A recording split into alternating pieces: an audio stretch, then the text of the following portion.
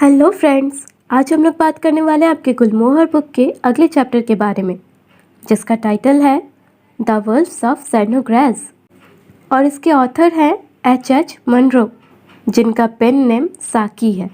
इनकी कहानी हमारे समाज पर व्यंग्य करती हुई नज़र आती है, इसलिए ये आज भी बहुत फेमस है। इनकी कुछ जानी मानी कहानियाँ हैं द लंबर रूम और द ओपन विंडो। तो सबसे पहले इस कहानी के बारे में जान लेते हैं कि आखिर इस कहानी में है क्या। ये कहानी बहुत ही अच्छे ढंग से हमारे समाज पर व्यंग्य करती है। आप सब ने देखा और सुना होगा कि जब आपके गली या मोहल्ले का कोई लड़का या लड़की यूपीएससी क्लियर कर लेता है तो जिन लोगों को उससे कभी कोई मतलब नहीं होता था वो भी उससे अपना रिश्ता निकालने में लग जाते हैं। ये कहानी भी कुछ ऐसी ही है। ये काफ़ी रोमांचक कहानी है, ध्यान से सुनिएगा। सबसे पहले बात कर लेते हैं इसके मेन कैरेक्टर्स के बारे में। तो पहले हैं कॉनरैड। ये एक बहुत ही धनी और प्रसिद्ध व्यापारी थे जो सारी चीज़ों को बखूबी इमेजिन कर लेते थे। आपके बुक में इस स्टोरी में बहुत सारे जगह पे मर्चेंट वर्ड का यूज़ किया गया है, तो कॉनरैड और मर्चेंट दोनों एक ही व्यक्ति के लिए इस्तेमाल किया गया है। दूसरी है बैरोनेस क्रूबेल। ये कॉनरैड की बहन है और हाई क्लास लेडी भी। तीसरे हैं बैरॉन। ये बैरोनेस के हस्बैंड है। पहले के ज़माने में खासकर यूरोप में राजा महाराजा कुछ कुछ लोगों को बड़ी बड़ी पदवी देते थे। उन्हीं में से एक पदवी थी बैरॉन की। और चौथी है एमेली। ये बैरोनेस की गवर्नेस थी। अब ये गवर्नेस क्या होता है? पास्ट में अमीर लोग अपने बच्चों को घर पर आकर पढ़ाने के लिए टीचर्स रखते थे और ये टीचर उनके साथ ही रहते थे। ये पढ़ाने के साथ साथ घर का कुछ काम भी करते थे। तो आइए शुरू करते हैं इसे। यहाँ एक हवेली को दिखाया जा रहा है जहाँ कॉनरैड अपनी बहन से पूछता है, क्या इस हवेली से भी कुछ कहानियाँ जुड़ी हैं? इस पर बैरोनेस क्रूबेल अपना कंधा हिलाते हुए कहती हैं, ऐसी पुरानी हवेलियों के साथ कोई ना कोई कहानी जुड़ी ही रहती है। इस हवेली के साथ यही कहानी जुड़ी है कि इस हवेली में जब भी कोई मरता है तो गांव के सारे कुत्ते और दूर जंगल में भेड़िए हॉलिंग करना शुरू कर देते हैं। तो वो मर्चेंट यानी कॉनरैड कहता है, ये तो बहुत ही अजीब और रोमांचित करने वाली बात है। फिर बैरोनेस आगे कहती है कि मैंने जो भी कहा वो सच नहीं था। हमने इस हवेली को खरीदा है और हम इस बात के गवाह भी हैं कि यहाँ ऐसा कुछ भी नहीं हुआ है। पिछले साल स्प्रिंग के मौसम में जब मेरी मदर इन लॉ की डेथ हुई थी तब हम सब ने सुना था कि ऐसी कोई कुत्ते या भेड़िए की हॉलिंग की आवाज़ें नहीं आ रही थी। ये सब बस कहानियों में ही अच्छे लगते हैं और हवेलियों की इज्जत पर चार चांद लगा देते हैं। कहानियाँ गढ़ने में कोई पैसे तो लगते हैं नहीं। तभी वो बूढ़ी गवर्नेस अमेली कहती हैं, ये कहानी ऐसी नहीं है जैसे आपने सुनाई। अमेली की आवाज़ सुनकर हर कोई आश्चर्य से उसकी तरफ देखने लगता है। अब यहाँ अमेली के कैरेक्टर के बारे में बात की जा रही है। वो एक बहुत ही शांत स्वभाव की औरत थी। अगर कोई उससे रूडली या ऊंची आवाज़ में बात कर ले तो वो तुरंत डर जाती थी। जब तक कोई उससे बात करने नहीं आता था तब तक वो किसी से कोई बात भी नहीं करती थी। लेकिन आज वो बोलती जा रही थी लगातार। थोड़ी नर्वस थी लेकिन वो ठीक अपने सामने देखकर बोल रही थी। ऐसा लग रहा था जैसे किसी खास को इंडिकेट करके या किसी खास की तरफ इशारा करके नहीं बोल रही हो, बस बोली जा रही थी। तो वो कहती है, ऐसा नहीं है कि हवेली में कोई भी मरे तो हॉलिंग की आवाज़ आती है। ऐसा सिर्फ तब होता है जब कोई सेनोग्रेस फैमिली का मेंबर मरता है।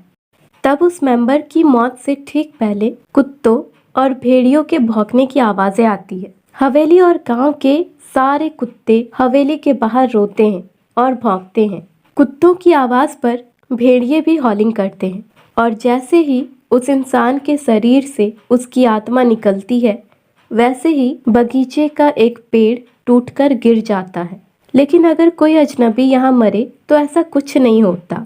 जब गवर्नेस ने लास्ट लाइन कहा तो उसकी आवाज़ में किसी के लिए अनादर की भावना थी। इस पर बैरोनेस उसे गुस्से से घूरने लगती है और ताना मारते हुए कहती है, ऐसा लगता है तुम सेनोग्रेस फैमिली के बारे में बहुत कुछ जानती हो। मुझे नहीं पता था कि तुम फैमिली हिस्ट्री के सब्जेक्ट में भी एक्सपर्ट हो। इस ताने का गवर्नेस ने जो आंसर दिया वो और भी ज़्यादा चौंकाने वाला था। गवर्नेंस कहती है, मैं खुद सेर्नोग्रास फैमिली की एक मेंबर हूँ, इसलिए मैं फैमिली हिस्ट्री के बारे में जानती हूँ। इस पर बैरोनेस आश्चर्यचकित होकर पूछती है, क्या तुम सच में सेर्नोग्रास फैमिली की मेंबर हो? तो गवर्नेंस आगे एक्सप्लेन करती है कि जब हम बहुत गरीब हो गए और हमें हवेली छोड़ना पड़ा तो मैंने पढ़ाना शुरू किया और अपना नाम बदल लिया। पर मेरे दादाजी ने अपना बहुत सारा समय इस हवेली में बिताया था और मेरे पापा मुझे ढेर सारी कहानियाँ सुनाते थे, इसलिए इस फैमिली हिस्ट्री के बारे में मुझे सब पता है। जब किसी के पास यादों के अलावा कुछ भी नहीं बचता तो वो उसे स्पेशल केयर से सुरक्षित रखने की कोशिश करता है। जब मैंने आपके घर पर काम करना शुरू किया था तो मैंने सोचा भी नहीं था कि मुझे किसी दिन अपने ही घर वापस आने का मौका मिलेगा। जब गवर्नेंस ने अपनी बात खत्म की तो वहाँ पूरी तरह शांति छा गई। तब बैरोनेस गवर्नेंस की कहानी को इग्नोर करने के लिए दूसरे टॉपिक पर बोलना शुरू कर देती है। लेकिन इसके बाद जब गवर्नेंस वहाँ से चली जाती है और अपने काम में व्यस्त हो जाती है तो सारे लोग आपस में बातें करने लगते हैं कि क्या गवर्नेंस सच बोल रही थी। तो बैरॉन कहता है, ये उस गवर्नेंस का बहुत ही रूड बिहेवियर था। मैं तो उसकी बात पर बिल्कुल भी भरोसा नहीं करता। वो बस एक आम गवर्नेंस है, एक जर्मन औरत है और कुछ नहीं। वो किसी पीजेंट से बात कर रही होगी और बस सेर्नोग्रास फैमिली की पुरानी कहानियाँ सामने आ रही होगी। मुझे लगता है कि इसके दादाजी इस हवेली में पेंट्री बॉय होंगे या कोई ऐसा ही छोटा सा नौकर होगा। पेंट्री बॉय का मतलब होता है रसोई में काम करने वाला एक नौकर। ये सुनकर मर्चेंट ने कुछ भी नहीं कहा क्योंकि उसने उस बूढ़ी गवर्नेंस की आंखों में आंसू देखा था जब वो अपनी कहानी बता रही थी। आगे बैरोनेस कहती है, जैसे ही नए साल का सेलिब्रेशन खत्म हो जाएगा मैं उसे नौकरी से निकाल दूंगी। उससे पहले मैं उसके बिना सब कुछ अकेले मैनेज नहीं कर पाऊंगी। लेकिन इस बार गवर्नेंस के होते हुए भी बैरोनेस को सब कुछ अकेले मैनेज करना पड़ा। क्रिसमस के बाद कड़ाके की ठंड ने गवर्नेंस को बुरी तरह बीमार कर दिया था और वो अपने कमरे में ही पड़ी हुई थी।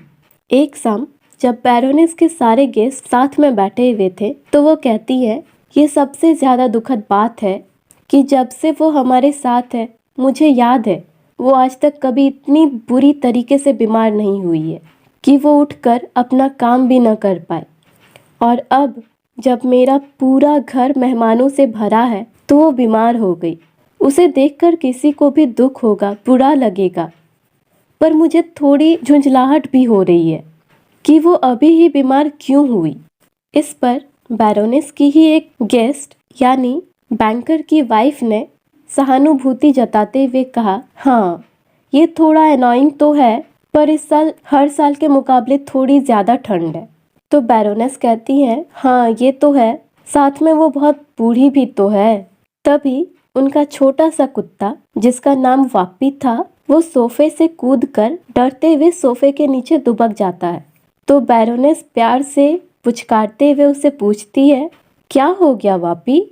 उसी वक्त कैसल के बगीचे से ढेर सारे कुत्ते के भौंकने की आवाज़ें आती है। बैरॉन थोड़ा कंफ्यूज होता हुआ कहता है, इन जानवरों को कौन डिस्टर्ब कर रहा है? तभी सारे लोग भेड़ियों की आवाज़ें सुनते हैं। ऐसा लग रहा था जैसे कुछ दूर जंगल में हॉलिंग कर रहे हों तो कुछ कैसल के बैकयार्ड में। जिस तरह से या जिस मेलोडी में वो हॉल कर रहे थे उस मेलोडी का कोई नाम नहीं बता सकता था और ना ही कोई ये बता सकता था कि वो आखिर रो क्यों रहे हैं, हॉलिंग क्यों कर रहे हैं। तभी बैरॉन चिल्लाता है, ये तो भेड़िए हैं। ये सुनकर मर्चेंट भी कहता है, हाँ बहुत सारे भेड़िए हैं, 100 से भी ज़्यादा हैं। तभी अचानक पता नहीं बैरोनेस को क्या हो जाता है, वो अपने सारे गेस्ट को छोड़कर सीधे उस बूढ़ी गवर्नेंस के कमरे में जाती है। इतनी ठंड में भी उसके कमरे की खिड़कियां खुली थी। ये देखकर बैरोनेस खिड़की बंद करने जाती है तो गवर्नेंस बैरोनेस को रोकते हुए कहती है, इन्हें खुला रहने दो। बैरोनेस संवेदना जताते हुए कहती है, पर तुम इतनी ठंड में मर जाओगी। गवर्नेंस कहती है, ये खिड़की बंद हो या खुली मुझे तो वैसे भी मरना है। मैं उनकी म्यूज़िक को सुनना चाहती हूँ। वो दूर जंगलों से मेरे लिए डेथ म्यूज़िक गाने आए हैं। ये मेरे लिए बहुत ही खुशी की बात है कि वो मेरे लिए आए हैं।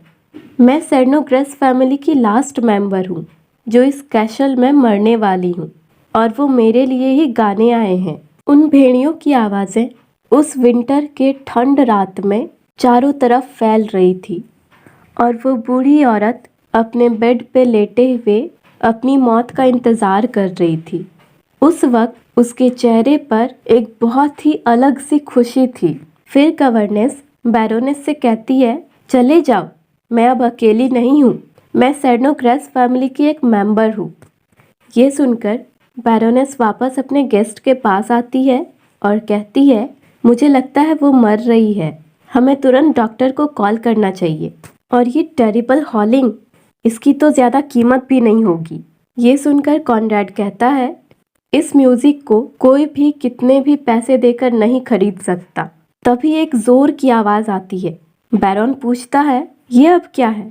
ये किस चीज़ की आवाज़ है? ऐसा लगा जैसे कोई चीज़ टूट के गिरा हो। एक्चुअली में पार्क में एक पेड़ टूटकर गिर गया था, ये उसी की आवाज़ थी।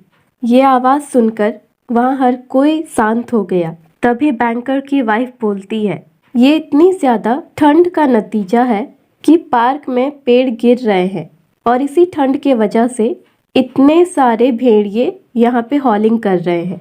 इस पर बैरोनेस भी अपनी हामी भर देती है कि शायद ये सारी चीज़ें ठंड की वजह से ही हो रही हो। और इतने ठंड के मौसम में गवर्नेस के रूम में उस ओपन विंडो के कारण उस गवर्नेस को ठंड लगी होगी और उसका हार्ट फेल हो गया होगा। लेकिन अगले दिन न्यूज़पेपर में नोटिस तो कुछ और ही था। वो नोटिस कुछ इस तरह से था, 29 दिसंबर को कैसल सेर्नोग्रेस में एमिली वॉन सेर्नोग्रेस की डेथ हो गई।